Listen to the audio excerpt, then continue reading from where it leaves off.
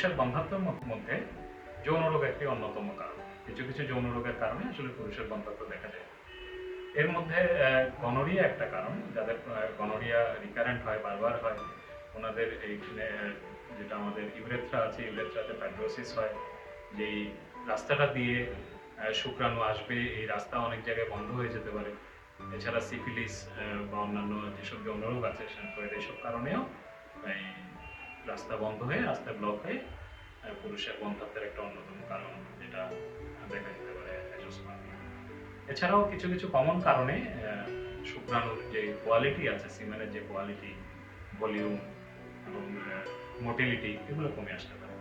এর মধ্যে অকুপেশনাল হ্যাজার্ডের মধ্যে সবচেয়ে ইম্পর্টেন্ট দিক হচ্ছে যারা এক্সরে ডিপার্টমেন্টে কাজ করেন, তাদের এটা খুব কমন। রেডিয়েশনের কারণে শুক্রাণুর সংখ্যা কমে যায়, কোয়ালিটি নষ্ট হয়ে যায়।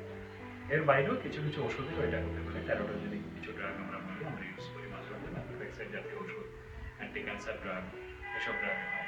2 নম্বর হচ্ছে যারা কোনো টক্সিক ম্যাটেরিয়াল নিয়ে কাজ করেন, কেমিক্যাল নিয়ে কাজ করেন, পেস্টিসাইড নিয়ে কাজ করেন, বিভিন্ন ক্ষেতে খামারে বিষ প্রয়োগ করতে হয়, ওনাদের ক্ষেত্রে এটা হতে পারে।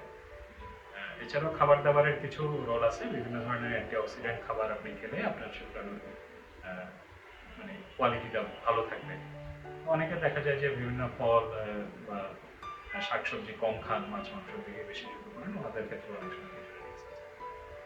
এর বাইরেও প্রস্রাবের ইনফেকশন, অন্য ডায়াবেটিস, ক্রনিক কিডনি ডিজিজ, এসব কারণেও শুক্রাণুর কোয়ালিটি নষ্ট হয়ে যেতে পারে, কমে যেতে পারে সংখ্যা।